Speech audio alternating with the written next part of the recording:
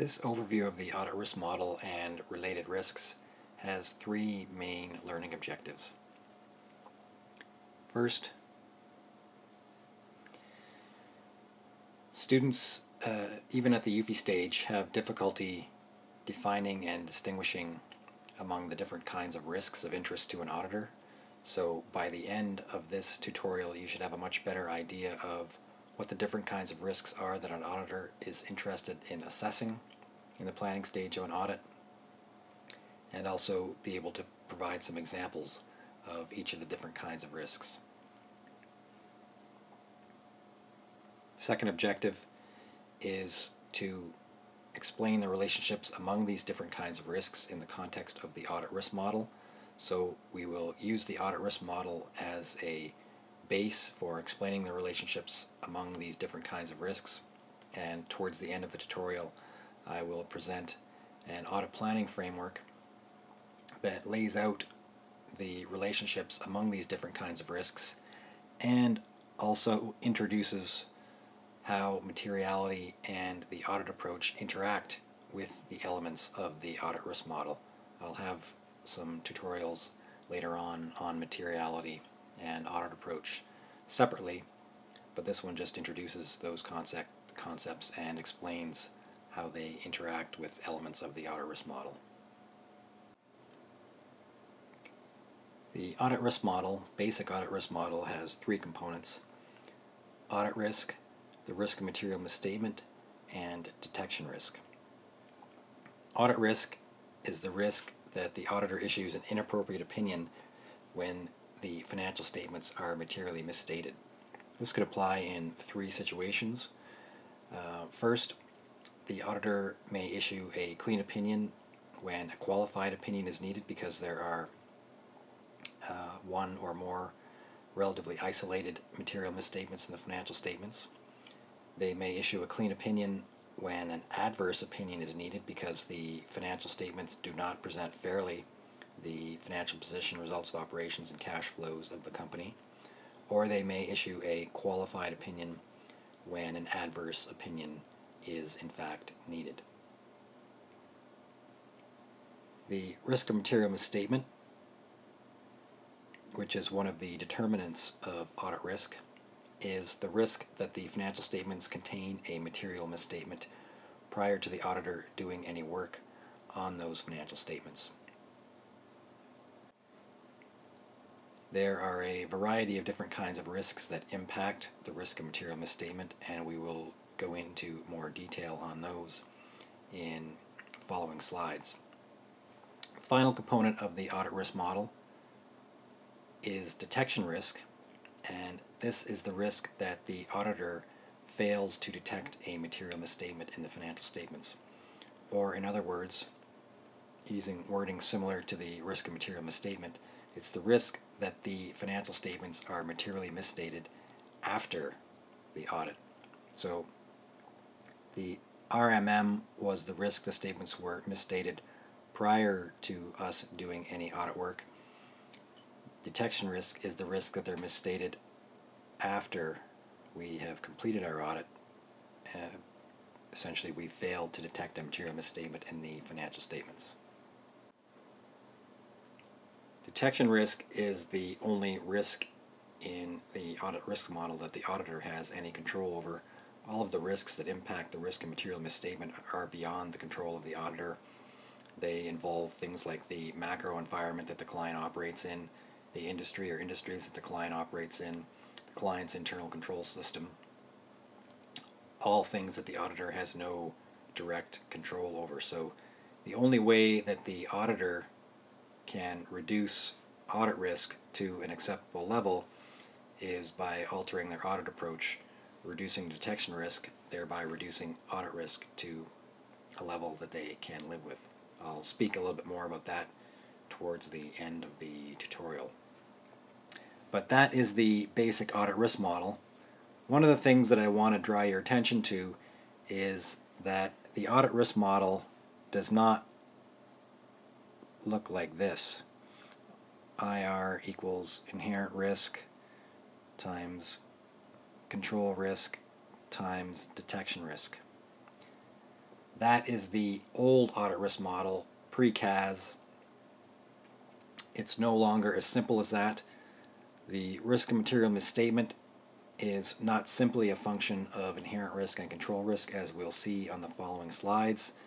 So put that version of the audit risk model out of your mind and remember that it now looks like this: AR equals RMM times DR.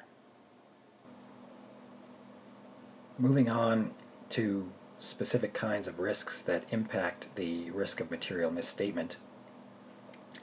The first category of risks is financial statement level risks. These kinds of risks relate pervasively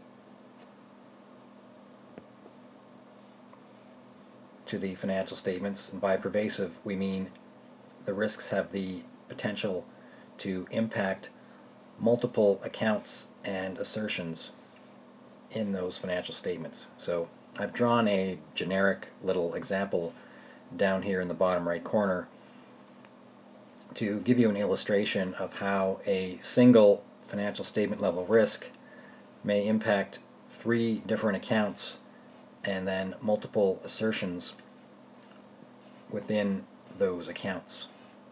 Here we have one financial statement level risk at the top, flowing down and affecting the inherent risk of, in total, 7 different assertions for 3 different accounts.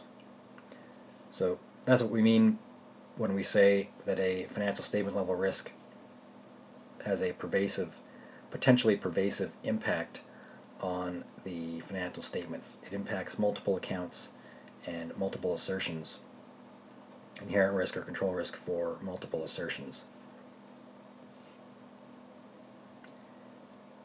As an example, imagine that you have a client who is on the verge of violating a debt covenant,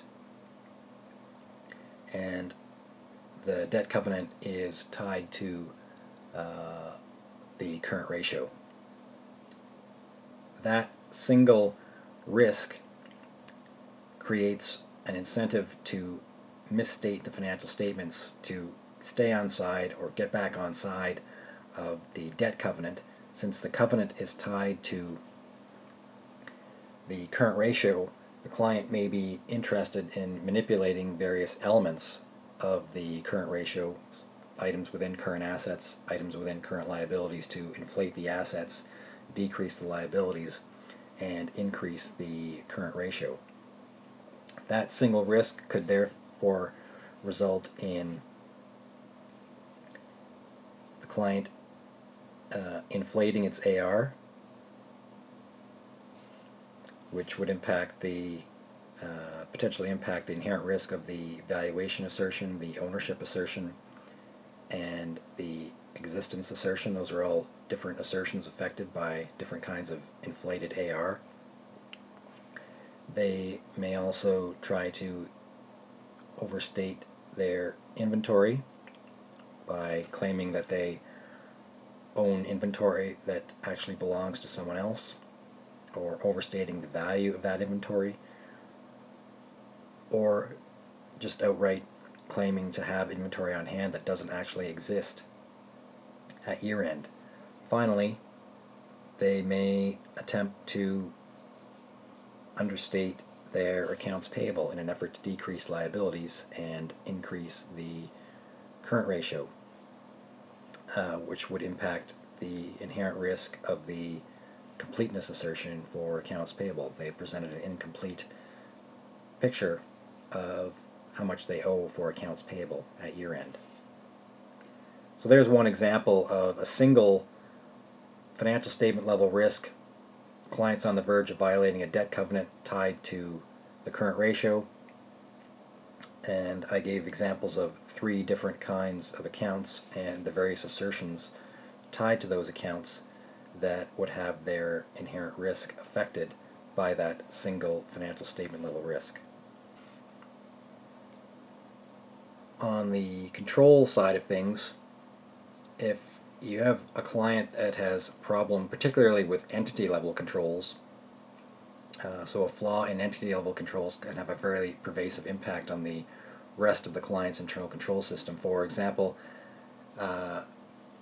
imagine that you just have a client who is relatively disdainful of internal controls and would rather focus its attention and resources on other aspects of the business, and internal controls are kind of don't receive the attention that they deserve. So that single flaw in entity level controls regarding management's attitude towards a strong internal control system, you can imagine how that attitude would filter down and affect pretty much every aspect of the client's internal control system, and as a result, control risk associated with most or all of the assertions for most or all of the accounts on the client's financial statements. So there's a couple of examples. One that flowed down and affected the inherent risk of multiple assertions for multiple accounts, and the second one that affected the control risk for multiple assertions for most of the accounts. And hopefully this little flowchart and those two examples give you a better understanding of what a financial statement level risk is. I just thought of a little analogy that may help you distinguish financial statement level risks from more isolated, strictly assertion level risks. So imagine that an assertion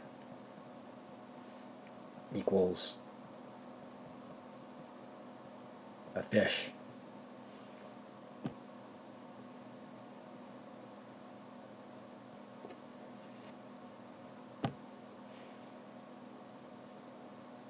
This net, the big fishing net, would constitute a financial statement level risk to the fish. As you can see, that one net trapped a bunch of individual fish, just like a financial statement level risk impacts a bunch of individual inherent risks or control risks at the assertion level. In contrast,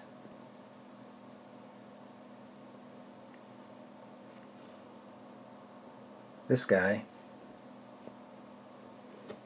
with his fishing pole represents a relatively isolated risk to the fish. He can only catch one fish with his fishing pole, unlike the net on the left-hand side, which catches a bunch of fish in one shot. So, just like the big fishing net that catches all the fish, a financial statement level risk catches a bunch of inherent risks or control risks at the assertion level, whereas other more isolated kinds of risks that impact only individual assertions, inherent risk or control risk at the assertion level, are like the fisherman with his fishing pole catching only one fish or risk at a time.